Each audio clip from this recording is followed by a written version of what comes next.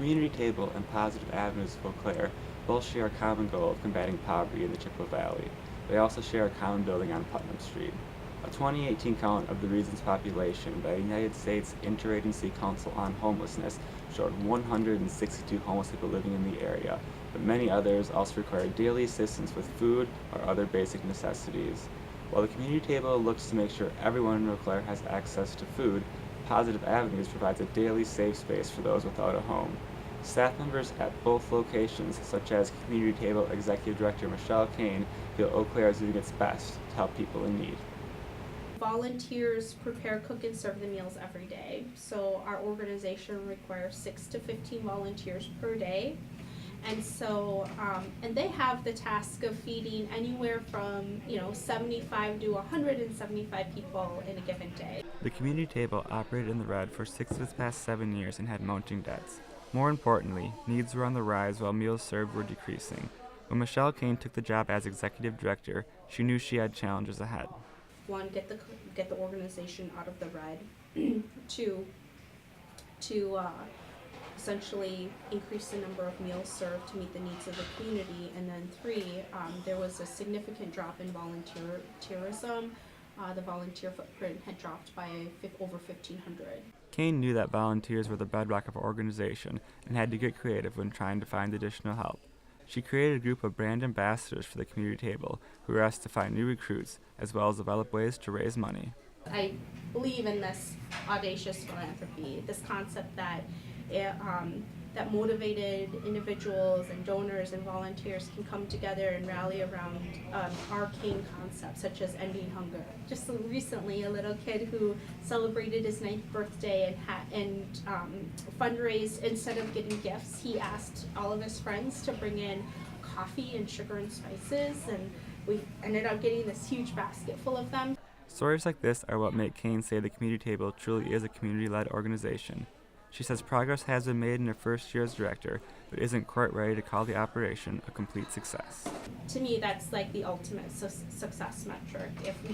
If we as a community all rallied around this issue of hunger and food insecurity, and saw that more adults who have disabilities and mental illnesses, and more children who are born into generational poverty, or seniors or college students who struggle from food insecurity, and to see those numbers decline and essentially see the needs decline, then we have truly become, like a successful organization.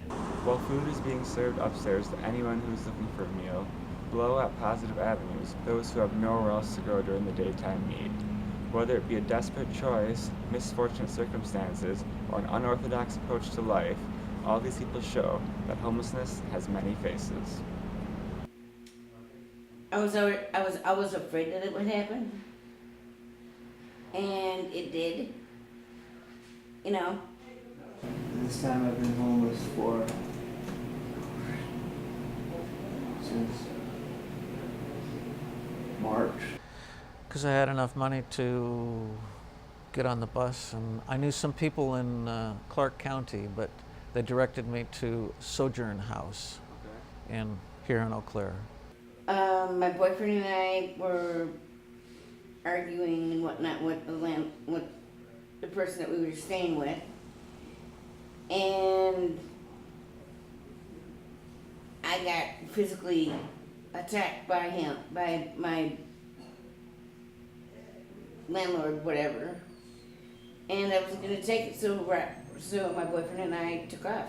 I was struggling with a few addictions of mine, and I was in St. Mary's Hospital a lot, and they told me, asked me if I'd go to treatment. I told them, yeah, sure, I'll go to treatment. Then the first bed that came available was a Wisconsin bed. I've had lots of overdoses. I've had car accidents, I've had bicycle accidents, I've survived all kinds of things. And now I'm homeless again. Jean Minnick experienced homelessness for a full year before she and her boyfriend were able to secure permanent housing. They were in and out of hotels and used free resources such as Positive Avenues, so Minnick says she is happy to give back when she can. Volunteering is how I can pay it forward, volunteer here, or the Wellness Shack, or I've done volunteer work at Sojourner House. Anthony Arthur lived with his fiancée prior to entering rehab and had nowhere in his hometown of Rochester, Minnesota to turn to after completing treatment. Being diagnosed with bipolar disorder also impedes Arthur's ability to find permanent employment. That's what bipolar is, you know. Some people think you get moody all day long, ups and downs. That's normal. That's what normal people do. Somebody with bipolar disorder, you know, they're usually depressed the whole day for several days on end, or they're manic. You know, they're not sleeping and they're, you know. Arthur also struggles with chronic back pain that he attributes to years of bodybuilding. He is no longer able to lift weights like he once did, but remains positive he will be able to secure employment soon.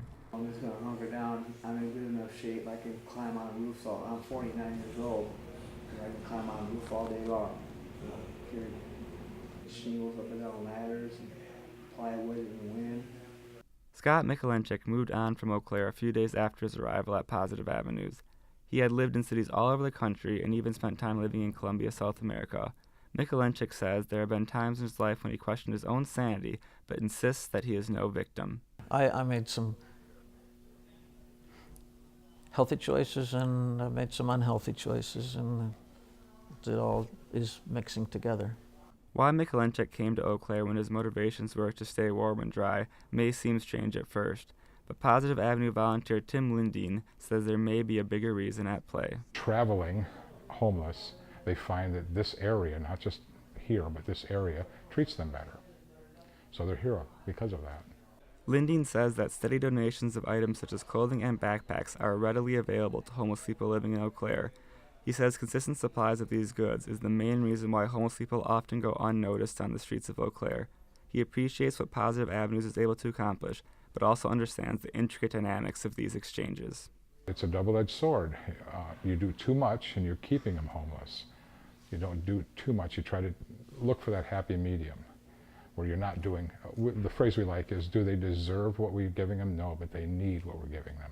So concentrate on the need, the immediate need, and then hopefully getting them out on their own. And it's nice when that happens, when you can talk with someone that isn't coming anymore. Positive Avenues also provides other services, such as helping people find employment, medical care, or other basic necessities they or their families might need. Executive Director of the Community Table, Michelle Kane, says she's more than happy to be a good neighbor to Positive Avenues, knowing that many people utilize both services.